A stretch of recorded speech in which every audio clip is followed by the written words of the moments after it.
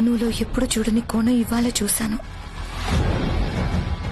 తనకి నా మీద ఏదో అనుమానం కలిగినట్టుంది. అయినా కూడా నటిస్తుంది. ఎందుకైనా మంచిదే. అందరూ బ్లాస్ట్ అయిన కంగారులో ఉన్నారు కాబట్టి ఇక్కడి నుంచి తప్పించుకోవడానికి ఇదే మంచి టైం.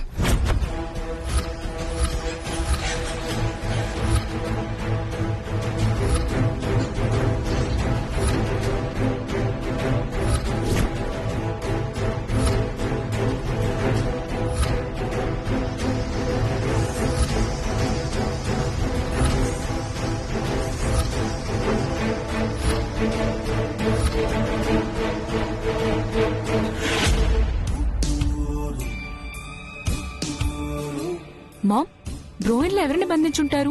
అవన్నీ మనకెందుకు లేవే, మనకి ఫుడ్ బెడ్ కన్ఫర్మ్ అయింది. ఏయ్, బయలుదేరిపోయావా? ఎక్కడికమ్మా? అది అది మేడం జీ, ఏదో పేలిన శబ్దం వచ్చింది కదా, అదేంటో చూద్దామని వెళ్తున్నాను. దొంగలు పడ్డ 6 నెలలకి కుక్కలు మరిగినట్టు అక్కడ మంటలు కూడా ఆర్పేశారు. ఇప్పుడు వెళ్ళి ఏం చేస్తావు? అవును, మొన్న నీకు గెస్ట్ రూమ్ ఇస్తానంటే వద్దు, సెలార్ లో ఉంటానన్నావు కదా. జీ చా, బాంబ్ లా ఓకే చెప్పాల్సింది. ఆ బ్లాస్ట్ లో నువ్వు కూడా పోయి ఉండేదానివి. సగ దరిద్రం వదిలిపోయి ఉండేది. అవును, నాకు తెలియక అడుగుతాను, ఎప్పుడు చూడు అర్ధరాత్రులు తిరుగుతూ ఉంటావు. సైడ్ ఇన్కమ్ కోసం గూర్ఖా జాబ్ చేస్తున్నావా, లేక దొంగతనాలు దోపిడీలు చేస్తున్నావా? బేటీ, నన్ను ఆపొద్దు మామ్, లేదంటే దీనికెంత పొగరు మనల్ని వీడియో తీసి బ్రోయిన్ల ముందు తలదించుకునేలా చేస్తుందా? అసలు నాకు దీన్ని చూస్తుంటే బేటీ ఒళ్ళంతా మండిపోతుంది. నీ బస్తీ తెలివితేటలు నా దగ్గర చూపిస్తావా? గుర్తుంచుకో, ఏదో ఒక రోజు నేనే నిన్ను బాంబు పెట్టి లేపేస్తాను. పీస్ పీస్ అయిపోయి రెస్ట్ ఇన్ పీస్ అయిపోతావు. దొంగ మొహందానా, నిన్ను నిన్ను ఏం చేస్తున్నావు? Control Beti, this is not right time. పద పద. నిన్ను నువ్వు నడు. చూడమది. నువ్వు ఊరుకోవే తల్లి, మళ్ళీ అది వీడియో తీసినా తీస్తుంది. నోరు మూసుకున్నాడు.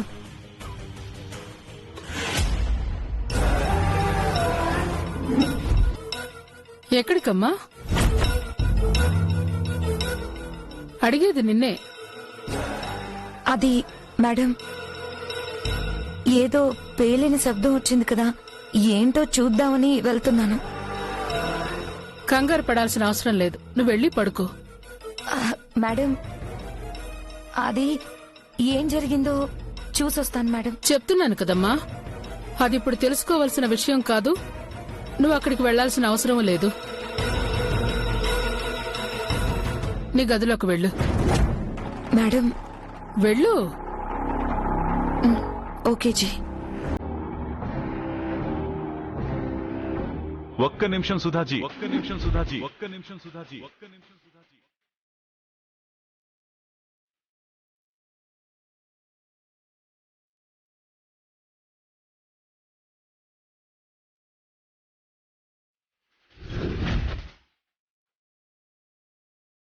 ఏమైంది ఆర్య? చెప్తానమ్మా. సుధాజీ, అనుకి బ్లాక్ క్లాత్ ఇచ్చింది మీరేనా?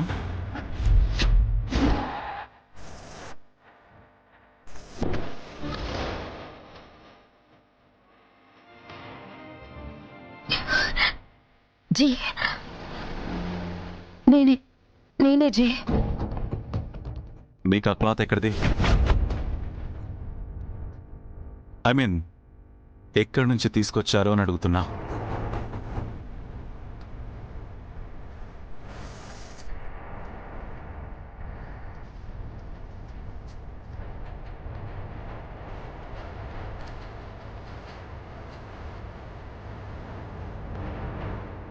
అడిగేది మిమ్మల్ని.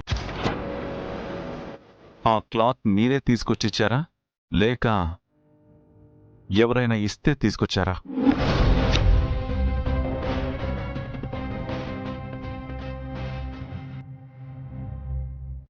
ఆన్సర్ మీ.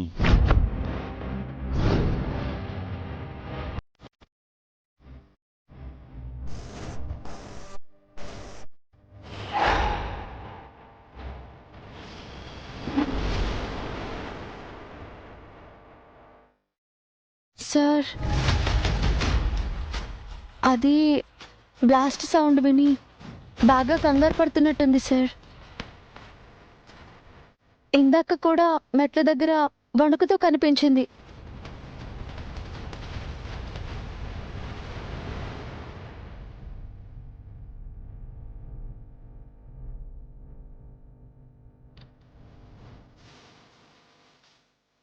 భయపడకక్క, మేమంతా ఉన్నాం కదా. ఆ క్లాత్ ఎవరిచ్చారో చెప్పు. సార్ అడుగుతున్నారు కదా.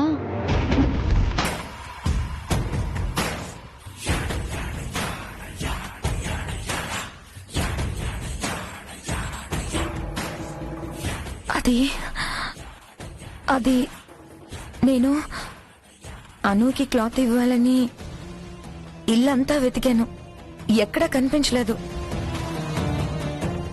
స్టోర్ రూమ్ సైడ్ ఏమైనా దొరకచ్చని సెల్లార్ వైపు వెళ్ళాను. అక్కడ బయట ఒక నర్స్ కనిపించింది. తనెందుకు అక్కడుందో తెలియలేదు. నేను అడిగితే ఎవరికో ట్రీట్మెంట్ జరుగుతుందని, అక్కడికి ఎవరూ రాకూడదని, నువ్వెందుకు వచ్చావని అడిగింది.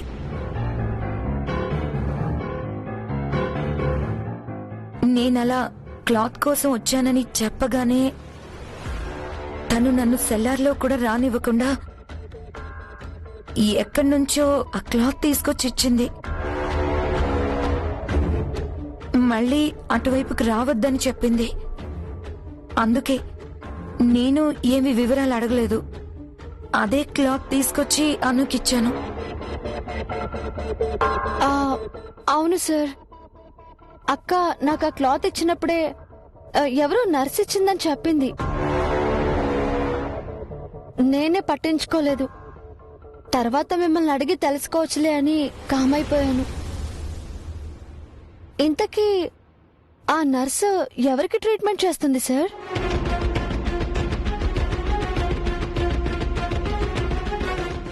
ఎవరి కోసం వచ్చింది? సెల్లార్లో ఉన్న అతను ఎవరు?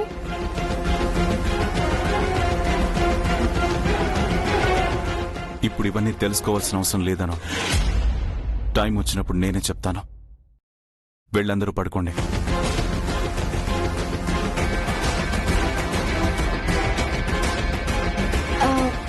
అది కాదు సార్, బ్లాస్ట్ చేసి మరీ తప్పించుకున్నాడంటే అతని గురించి ఇప్పుడు అవసరం లేదని చెప్పాను కదా.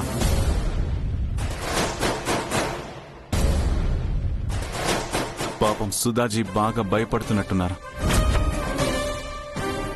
పైకి తీసుకెళ్లి జాగ్రత్తగా చూసుకో.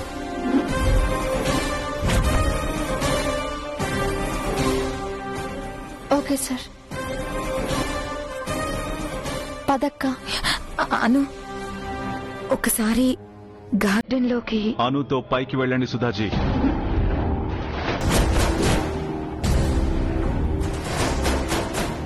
జీ. పదక్క.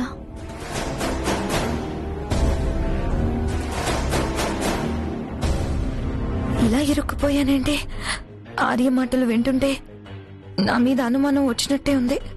ఇదేమో ఎడాపెడా కొట్టేసి ఇప్పుడేమో అతిథి మర్యాదలు చేస్తోంది. అసలు ఏం జరుగుతోంది? ఇక్కడ నుంచి బయటపడ్డవేలా? అమ్మా, మీరు కూడా వెళ్ళి పడుకోండి. మిగతావి రేపు మాట్లాడుకుందాం.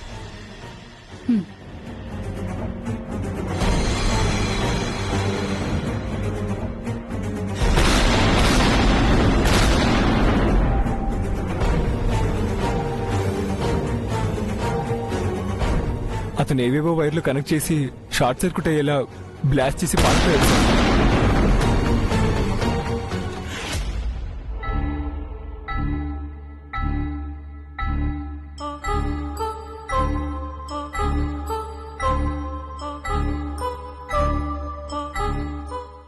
ఏమైందక్కా? బాగా భయపడిపోయావా?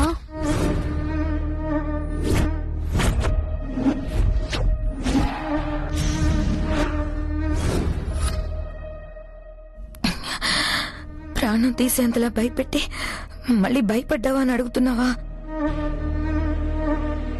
అక్కా,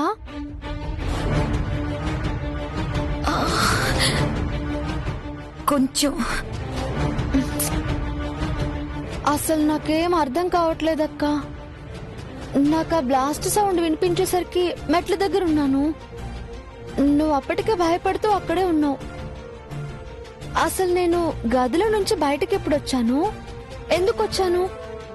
అక్క, నువ్వేమైనా చూసావా?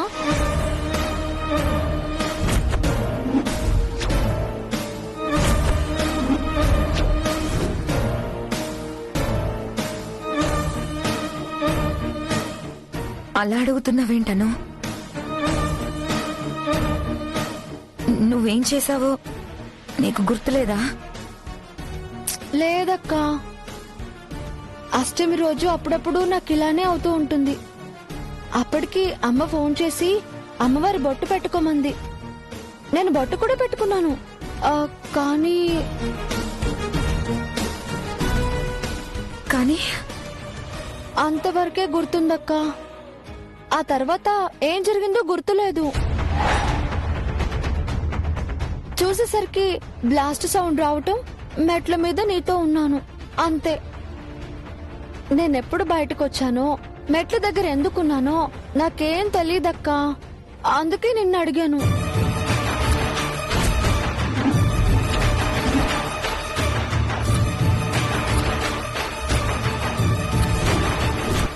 అను చెప్తోంది నిజమేనా? నిజంగానే తనకి జరిగింది ఇది గుర్తులేదా? అంటే అష్టమి ప్రభావం వల్లే అలా వింతగా ప్రవర్తించి కొట్టిందా? తనని ఎంతవరకు నమ్మొచ్చు? ఏంటక్కా, ఏం ఆలోచిస్తున్నావు? అది ఏం లేదను. నీకు క్లాత్ ఇచ్చాక నేను వెళ్ళి పడుకున్నాను. కానీ నిద్ర పట్టక అలా లేచొచ్చేసరికి నువ్వు నడుచుకుంటూ వెళ్తున్నావు. నేను నీ దగ్గరకు వచ్చే లోపే ఆ బ్లాస్ట్ జరగడం, నేను భయపడి కూర్చోవడం, నువ్వు నన్ను చూడ్డం, అంతా అలా జరిగిపోయింది. అంతే అంతే. ఓహో, అవునా? నాకే నేను నడుచుకుంటూ వచ్చేసానన్నమాట. నాకు ఈ అష్టమి ప్రభావం ఎప్పుడు పోతుందో ఏంటో. చూడబోతే ఇది చెప్పేది నిజమో నటనో అర్థం కావట్లేదు. ఏదైతేనే తనకి నా మీద అనుమానం రాలేదు. అదే చాలు. ఇప్పుడే అడుగేసినా దొరికిపోతాను. రేపు ఆఫీస్కి వెళ్ళినట్టే వెళ్ళి ఎస్కేప్ అవ్వడం బెటర్.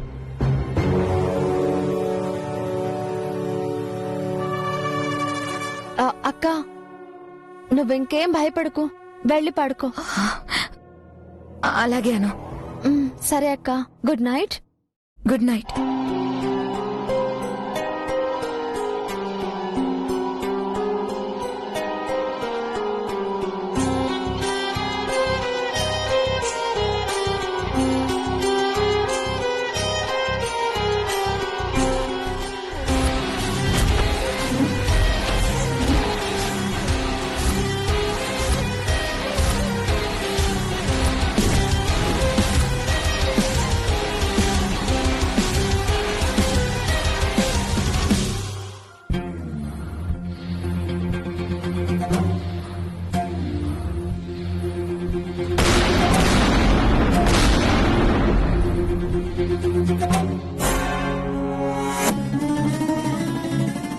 అతను ఏవేవో వైర్లు కనెక్ట్ చేసి షార్ట్ సర్క్యూట్ అయ్యేలా బ్లాస్ట్ చేసి పారిపోయాడు సార్.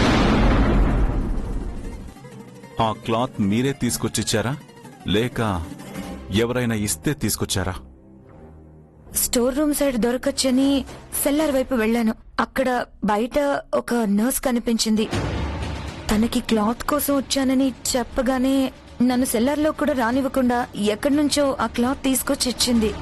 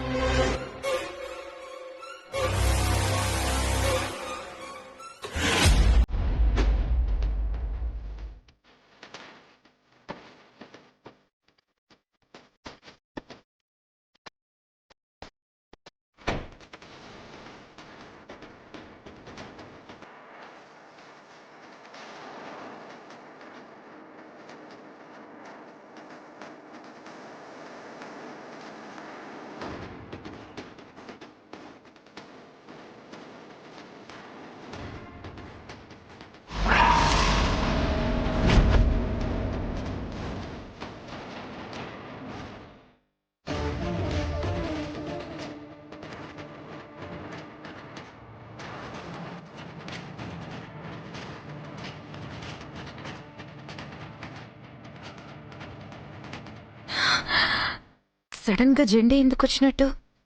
పైగా హడావిడిగా శారదమ్మ రూమ్కి ఎందుకు వెళ్తున్నాడు? ఏదో విషయం ఉండే ఉంటుంది.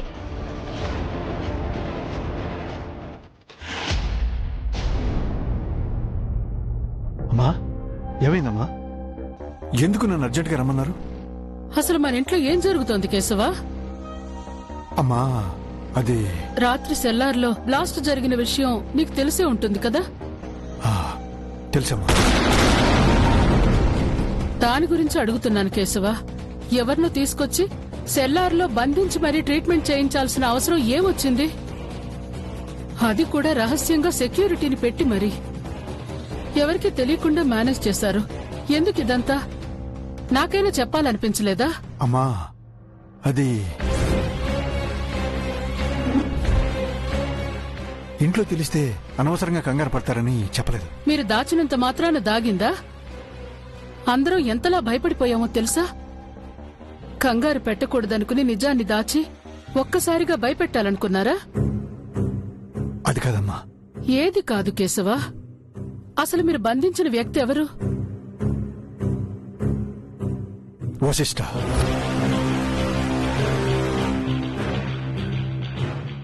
వశిష్ఠానా? అవునమ్మా. అతని అసలు రంగు బయటపడినప్పటి నుంచి తన మీద నిఘా వేసి ఉంచాం. అతని ద్వారా రాగసుధను పట్టుకోవాలని చాలా ప్రయత్నించాం. ఇది కూడా ఆ ప్రయత్నంలో భాగమేనమ్మా. నేను సిటీలో లేనని తెలిస్తే ఆ రాగసుధ ఖచ్చితంగా వశిష్ఠని కలిసేందుకు ప్రయత్నిస్తుందని అనిపించింది. అందుకే అతన్ని ఇక్కడికి తీసుకొచ్చాం. బట్ బ్యాడ్ టైం, మిస్ అయిపోయాడు. బ్యాడ్ టైం కాదు కేశవా, గుడ్ టైమే. కాబట్టి ఎవరికి ఏ ప్రమాదము జరగలేదు. పారిపోయాడు కాబట్టి సరిపోయింది. అలాగని పగబట్టి ఇంట్లో వాళ్ళని ఏమైనా చేయాలని ప్లాన్ చేసుంటే? ఇలాంటి పని చేసే ముందు ఇంట్లో ఆడవాళ్లున్నారనే ఆలోచన లేదా?